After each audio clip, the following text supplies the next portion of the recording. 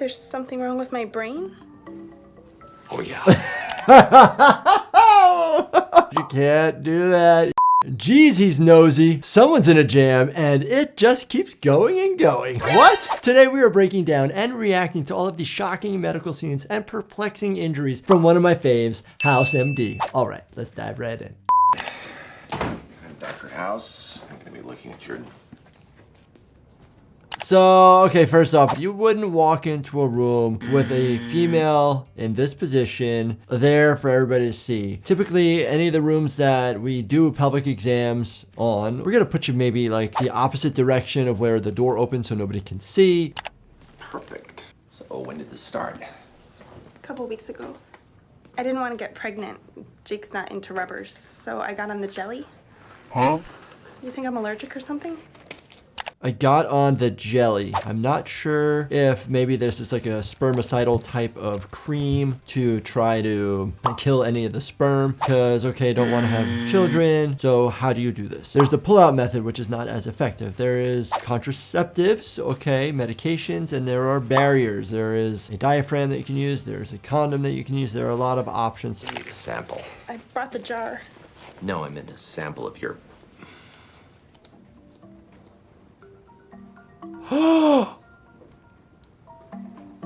Okay, we have a neurological problem here.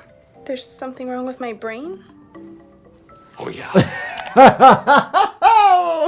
You can't do that. Even if you're thinking it, you can't say those sorts of things. So yes, please do not use food products down there. They sell over-the-counter spermicidal types of jellies that you can get at the pharmacy to help reduce the amount of sperm. Again, look at the bottle. It doesn't say that it's 100%, so it doesn't kill all of the sperm. But please don't use food products because it can cause bad infections and you can become septic and die. So please do not do that. Beautiful. Thank you. It's dry. Who cares? It's beautiful. If a lawn were half as well maintained as that, pigeons wouldn't have the nerve to poop on it. Interesting. So he's either looking up the nose or in the ear. Dryness, yes, dryness in the nose could cause some discomfort and actually have some increased risk of bleeding. Dryness in the ear, if that's the case, could be from using Q-tips too much and you're actually taking away the oils of the ear canal because, like, say, earwax. Earwax is dead cells plus the oils, and that's why we have that formation. But it can actually cause a lot of itchiness in either one if they're very dry. When you entered, I noted your shirt hadn't been pressed. You hadn't shaved in quite some time. I extrapolated you were a person for whom... Oh, there we go. Yep. Okay, so looking up the nose, that is normal. You're using an otoscope, but you can use that tip and look up the nose and look basically a little bit further back just to see what the tissue looks like. We use this if anybody is bleeding or if there's any masses or concerns or if we're looking for a foreign body. This is what we would use this for. I was worried you might apply that same standard in your You work. use toenail clippers up there? They're longer, so they allow me to better reach the upper hairs. I'm wearing a rumpled shirt and forgot to brush my hair this week. You've got athlete's foot in your nose. Oh! I'm ready to be judged. Oh my goodness. So athlete's foot, it's a fungus infection. We describe fungal infections based on mostly like anatomical areas. They're typically all kind of similar fungi when they're kind of on the surface. But yes, now it's up in the nose. So treatment for this would be an antifungal. But the tough part is fungal infections take a lot longer to go away than say like a virus or a bacteria. So just something to be aware of. So having good hygiene is good, but just making sure you're not like planting one area to another, so to speak, or you're putting one dirty specimen to another area that was once clean. Okay, $50 to any patient who is willing to leave here right now. Okay, I don't know if there's a waiting room to the clinic versus the ER. If you did that in the ER, it's against the law. There's something called EMTALA here in the United States, and it's a law that requires every person that comes to the emergency department of a hospital to have a medical screening exam. The top of my head's killing me. We spent a week doing top of head in anatomy. I know just where it is. Ow!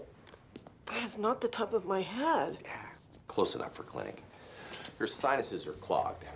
Judging by the scratches on your hands, I'm guessing a new cat. It's a role of the doctor to kind of play Inspector Gadget, to basically look at all the information, even just like smells and different things that might be on the clothes, skin, just to look at everything and kind of piece it together. Top of the head pain, there are sinuses in your forehead. What do I mean by sinuses? Sinuses are pockets within bone that air is in. And so you have your maxillary sinuses, your frontal sinuses. The maxillary sinuses can get filled up with fluids and also get inflamed. And when somebody is more congested because of an allergic reaction, they can fill up with fluid and has some chronic inflammation and cause pain. If you're allergic, we can control it with antihistamine. 1 pill a day. Pills?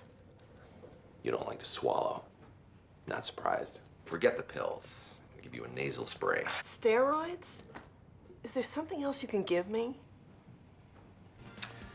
Well, if you live by the river, I've got a bag.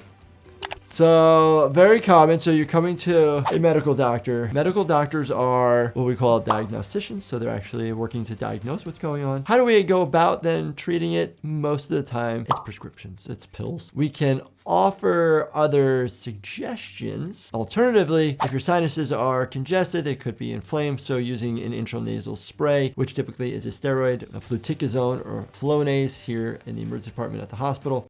Are you trying to kill her? Gave her nitrous during the EEG. That's what made this thing rear its ugly. What thing? B12 deficiency. Are you having deja vu? We've had this conversation. She was given B12. She didn't get better. Because someone else ate it. Oh my gosh, somebody else ate it, meaning that there's something in the intestines, maybe parasite or something. Get an abdominal MRI. What? What are you doing? Don't touch me! See? There she goes. Another paranoid delusion. Come on, hurry, she's going downhill. Forget the MRI, we need an OR. Hernia can wait. Help! They're trying to kill me! Okay, you can either believe that we really are trying to kill her, or you can assume she's suffering from a medical condition. Seeing this is a hospital and we're all dressed like doctors and there are easier ways to kill somebody. So she is in soft restraints versus hard restraints because maybe a danger to herself. She's confused. She's not knowing what's going on. Medical conditions can cause this acute psychosis due to medications that somebody might illegally use, infection, being altered, being septic. The doctors are behaving in the best interest of the patient, and his concern is that it's something in the body that he needs to get rid of. Oh, there was a worm, aka parasite, aka a helmin. Lake fishing can be fun. Whoa. It can bring the generations together. Wow, oh my god, I'm feeling nauseous. How long this thing is.